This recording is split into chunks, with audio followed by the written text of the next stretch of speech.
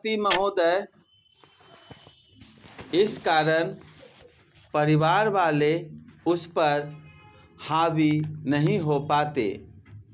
ऐसी अविवाहित स्त्री अपने आचरण की संहिता भी स्वयं गढ़ती है।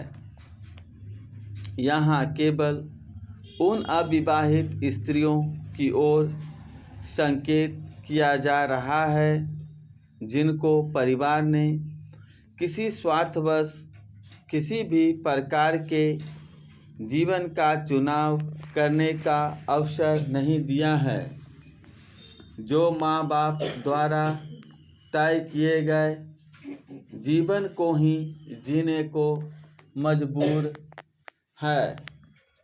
बहुत से अभिभावक सामाजिक रूप से काफ़ी प्रगतिशील हो गए हैं।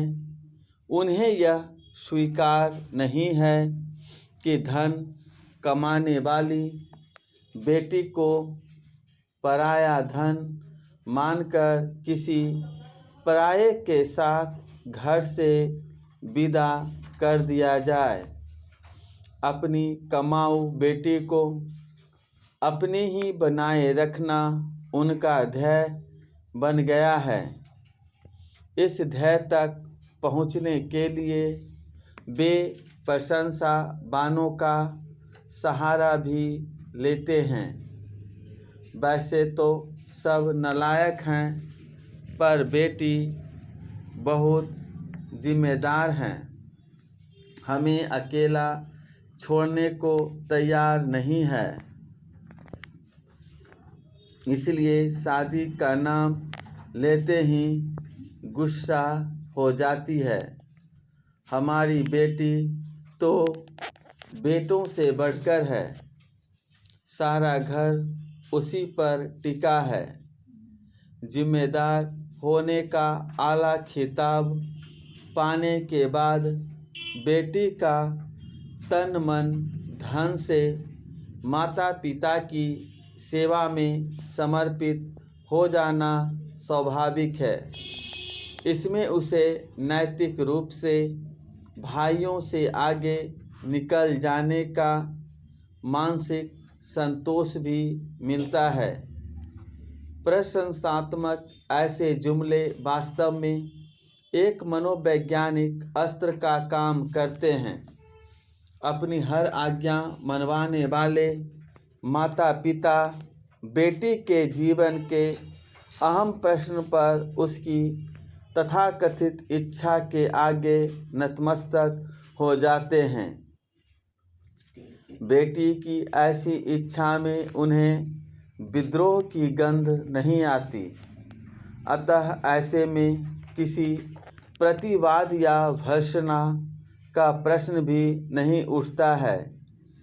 इस विद्रोह को जग जाहिर करके वे और एक गहरे गौरव का अनुभव करते हैं।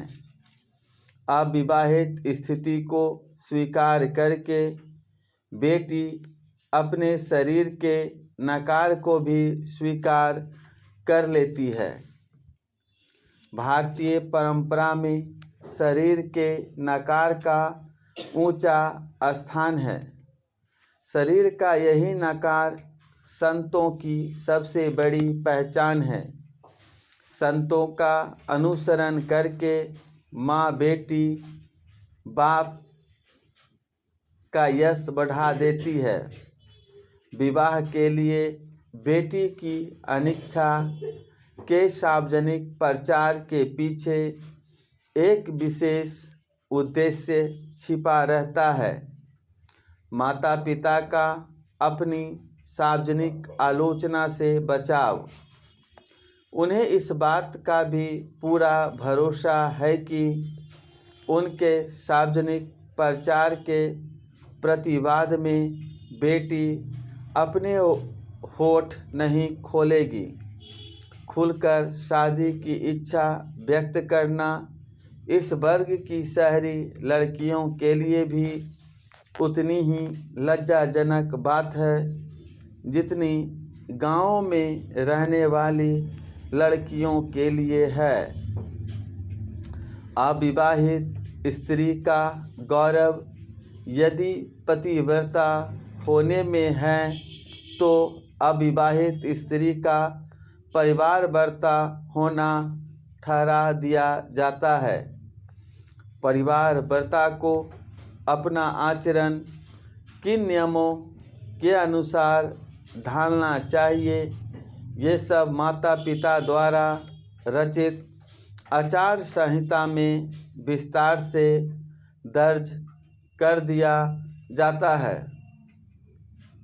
जैसे पतिव्रता पर पुरुषों पर दृष्टि नहीं डालती है, वैसे ही परिवारव्रता परिवार से परे पुरुषों को कोसों दूर रखने को बाध्य है।